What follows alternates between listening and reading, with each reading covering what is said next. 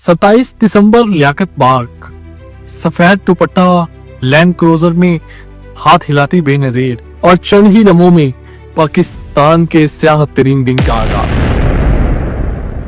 और आज जब ये धरती पुकार रही है कि मैं खतरे में हूँ, बलोचिस्तान में देखो, शिमाली इलाके में देखो, हमारे मस्जिदों में देखो। कहानी है बेनजीर भुट्टो की, जो 9 साल सेल्फ एग्जाइल में रहने के बाद अपने वतन पाकिस्तान लौटने का फैसला करती हैं। पाकिस्तान आने से पहले उनको बता दिया जाता है कि उनको सिक्योरिटी थ्रेट्स हैं। एक फोन कॉल के दौरान मुशर्रफ वाज़िया कर देते हैं कि आपकी सिक्योरिटी का दारोमदार मेरे और आपके तल्लुकात पर होगा। बेनजीर के पास और भी काफी सारी रिपोर्ट्स होती हैं कि पाकिस्तान आने के बाद उनको निशाना बनाया जाएगा। इस सिलसिले में वो मुल्क की नायब सदर से टेलीफोनिक राब्ता करती हैं और अमेरिकन डिप्लोमेट लेवल की सिक्योरिटी मांगती हैं। ब्रिटिश एम्बेसडर से भी बात करती हैं और उनको बताती हैं कि उनको कत्ल करने का प्लान तैयार कर लिया गया और इसके पीछे कारी सैफुल्लाह है और पाकिस्तान आने के बाद उनकी असैसिनेशन कर दी जाएगी। ब्रिटिश एम्बेसडर भी यही कहते हैं कि हम तमाम खतरात से वाकिफ हैं, लेकिन मुशर्रफ साहब कराची का एयरपोर्ट बंद करने जा रहे हैं। अगर आप वतन वापस आना चाहती हैं तो यही मौका है, आगे इलेक्शंस हैं, नहीं तो पाकिस्तान आना भूल जाएंगे। फिर वो तो थी ही बेनजीर कई मर्दों से बहादुर खातून। बाप का जुडिशल मर्डर देखा, पहली खातून वजीर आजम बनी तो तनकीद के तीर बरसाए गए, तस्वीरें फेंकवाई गई, लेकिन बेनजीर ने तमाम मुसीबतों और आजमाइशों का मुकाबला बड़ी बहादुरी और इस्तकामत के साथ किया। बेनजीर ने फैसला कर लिया कि वो पाकिस्तान जाएंगी। 18 अक्टूबर 2007 को बेनजीर ने दुबई एयरपोर्ट से उड़ान भरी और कराची एयरपोर्ट पर लैंड हुई। बेनजीर की आमद का पता पाकिस्तानी अवाम को चला तो पाकिस्तान के हर कोने से लोग इस्तकबाल के लिए कराची एयरपोर्ट पर पहुंचे। बेनजीर बाहर निकली तो वो इस्तकबाल एक रैली की सूरत इख्तियार कर गया। बेनजीर ने मज़ार कायल पर जाने का फैसला किया। पूरे कराची शहर में लोग ही लोग थे। कराची एयरपोर्ट से लेकर मज़ार कायल तक सर ही सर नजर आ रहे थे। पीपी के जियाले बड़े पुरजोश थे। कंटेनर नुमा ट्रांसपेरेंट बुलेट प्रूफ में बेनजीर पहली दफा अवाम के सामने नमूदार हुई और वहां से मज़ार कायब तक का सफर का आगाज किया।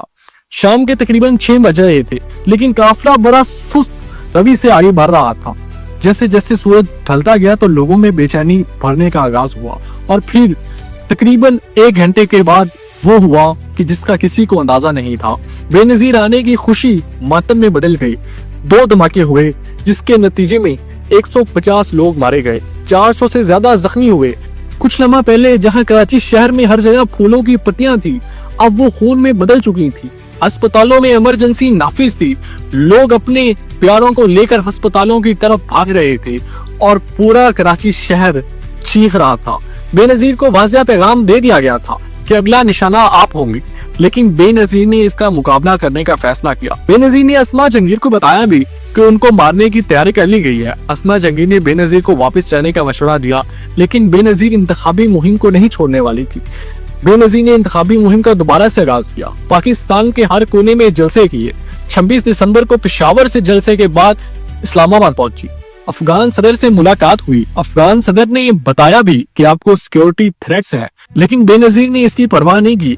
इसको आप जिद्दी कहिए या बहादुरी, ये आप पर है। 27 दिसंबर को लियाकत बाग में जलसा था, वही लियाकत बाग जिसमें निस्फ सदी पहले पाकिस्तान अपने पहले वजीर आजम को खो चुका था। बेनजीर लियाकत बाग पहुंची, स्टेज तक पहुंची, तकरीर की। पूरा पंडाल लोगों से भरा हुआ था। बेनजीर के नारे गूंज रहे थे। बेनजीर ने बड़ी जोशे खुताबत के साथ तकरीर की। जलसे का इख्तिताम हुआ। बेनजीर सीढ़ियों के जरिए नीचे उतरी, अपनी सफेद लैंड क्रूजर में सवार हुई और वापसी का फैसला किया।